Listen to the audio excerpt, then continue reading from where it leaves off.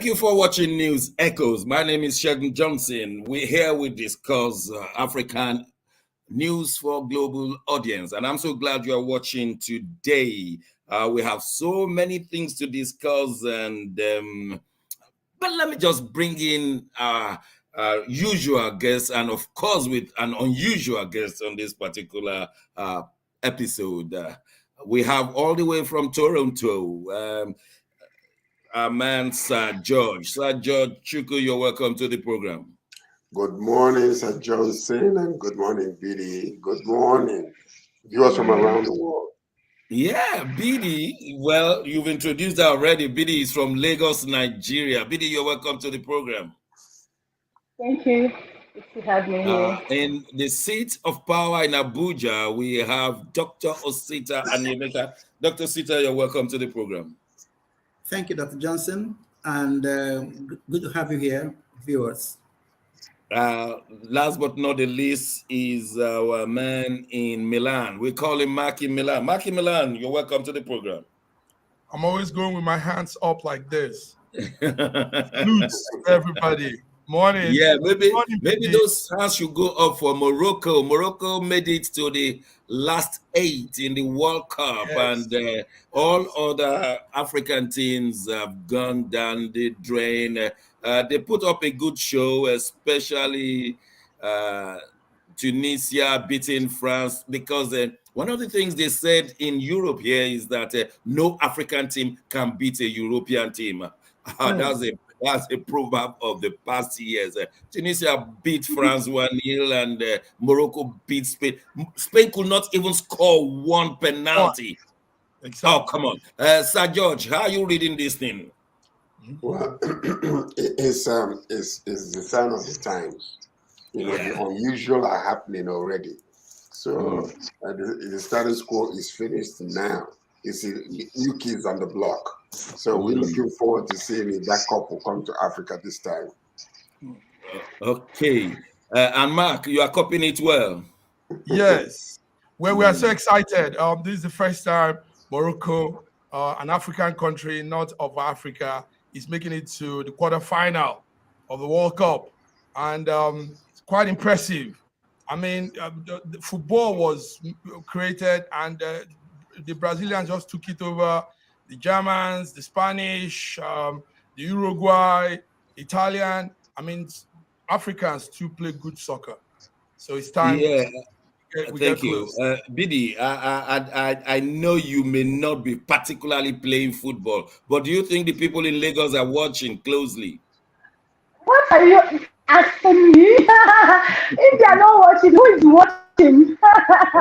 I think this Morocco win is like Nigerian thing. I must tell you, it was a big victory to Africans and to Nigeria in particular. Wow. No, beating Spain. Spain is a very strong force. For Morocco to beat them out. Lagos is football crazy, I know. Dr. Sita, are my people watching in Abuja? Yes, we actually feel like we are Moroccans already. We feel like, you know, yes, you know us now. You know us, we claim everything that is good. For us, success is the winners. We feel us an orphan, yes. Yeah, okay. Almost every Abuja life knows the names of all the players in the Moroccan team. Oh now, my God. because we are following them. Wow. Yes, we wish the Moroccans well. Them. And then the sports, I don't know whether those sports are still in Lagos. Those football sports are full now. My. Exactly. My. Well, the only thing we can do is we wish them well. The way I saw them play against Spain, those Moroccans can go places. Unfortunately, they will be meeting Portugal, and Portugal is not joking at all. So Moroccans are not joking either. Okay. All right then. All right, let's go to another news item, which is making waves. Presidential candidate Ahmed Bola Tinubu was in London discussing his presidential ambitions. He came to the Chatham House, a place of which has another name called Royal Institute of International Affairs, where political discussions are made, especially relating to foreign policy. And it has been the habit of APC presidential candidates to come and talk here. I recall that President Buhari was here in 2014/2015, and he made his points, and he was listened to. Ahmed Bola Tinubu was there, and he made his points. He presented his paper, and then he was asked to answer questions, and he surprised everybody that he had planned a few people to answer questions for him. Many people have reacted to this kind of plan that the man that they came to listen to has decided to have surrogates to answer for him. Well, I don't know whether that is the new way to go in Africa, but some people are challenging the Chatham House itself for being complicit and part of a fraud.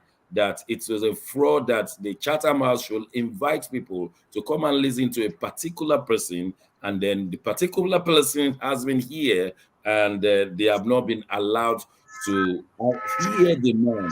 So we are having a challenge here where the Chatham House has to brush itself up, and perhaps will promise their members, because it's by membership to be of Chatham House, we promise their members that such fraud will not be done again.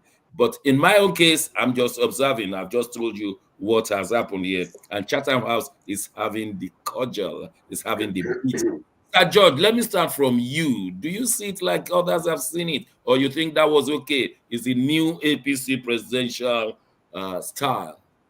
Well, I can tell you categorically that it's not okay, it's unacceptable, it's intolerable to have a candidate to come to answer questions, and then we'll have 5 branches of people standing to answer.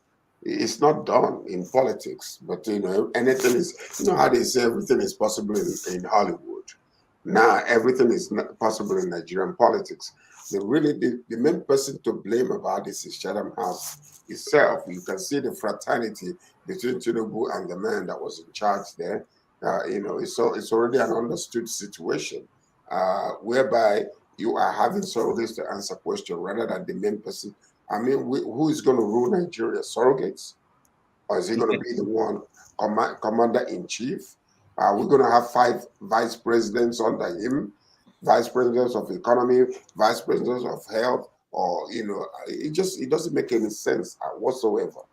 It's really unacceptable. But do you think it's a dent on the country, on Nigeria? Do you think it's a dent? Well, these days anything is possible. People are bringing their own ideology into and forcing it and shoving it on the throats of people.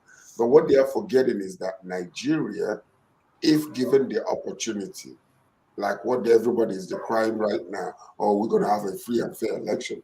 But yet, underneath, they're planning and strategizing to find a way to corner the whole thing, of which most of them has already been exposed, and more will be exposed. But this time, the youth will not allow that to happen, because the youth will sleep 24 hours in those voting sections to make sure that their votes count. And they're planning on that. And that's going to be the big surprise on all these old politicians. Thank you, Sir George. Dr. Osita, was it a shock in the capital city of Nigeria, Abuja, when Tinubu made his entrance into Chatham House?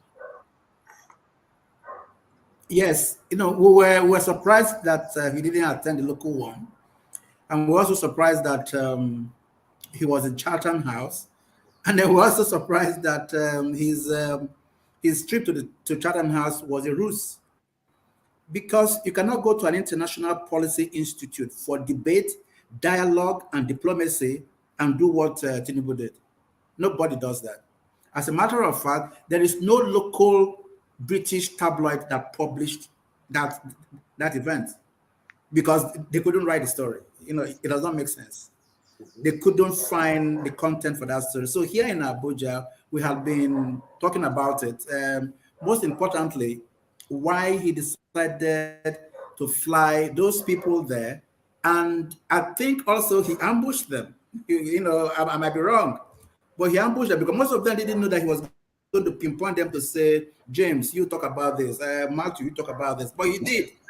And that was those are the names of the disciples of Jesus. Go on.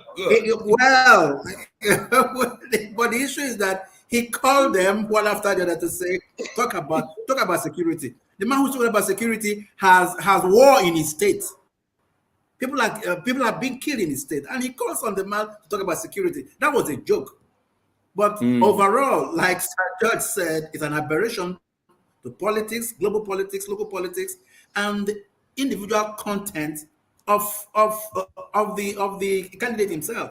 As a matter of fact, there's war back home now in Nigeria. Everybody's arguing about what he did, and those ones who are seeing it sane are the ones who are insane now. The whole country is fighting them. Anybody who talks good about what Tinubu did is at war. Oh, okay. Let me use this occasion to welcome Dr. Godwin Ibe all the way from Moscow, Russia. Dr. Ibe, you are welcome to this program. Thank you. You have to teach us how to say welcome in Russian, so that when you come in, we welcome you.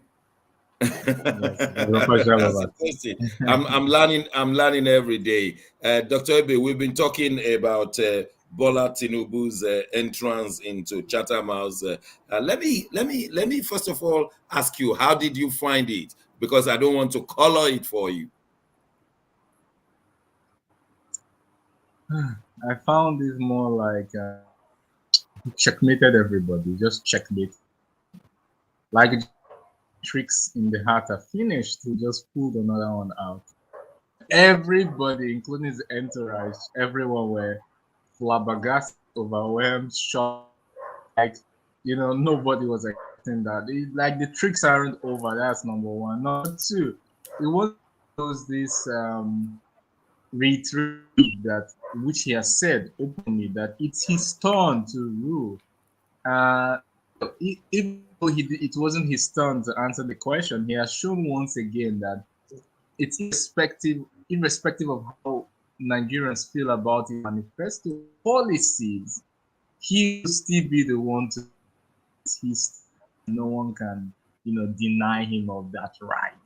So he wants to reiterate it because he wasn't so concerned about people hearing about proving to the point that he's going to win and the team is unbreakable, like he said, yeah. So it's disappointing, but he checkmated everybody. But it's disappointing because I wanted to hear from the horse's mouth an affront to the local media industry. I mean, come on, medicals, they go abroad for to meet, they go abroad, and even for delivery manifestos, maybe to be abroad now. Yeah, it's an insult industry, and I really hope that changes because we have to patronize Nigeria and develop Nigeria.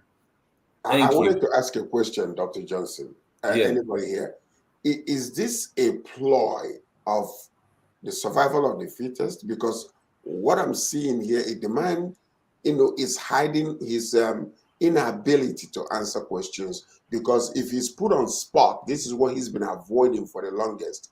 He will make a complete and absolute blunder.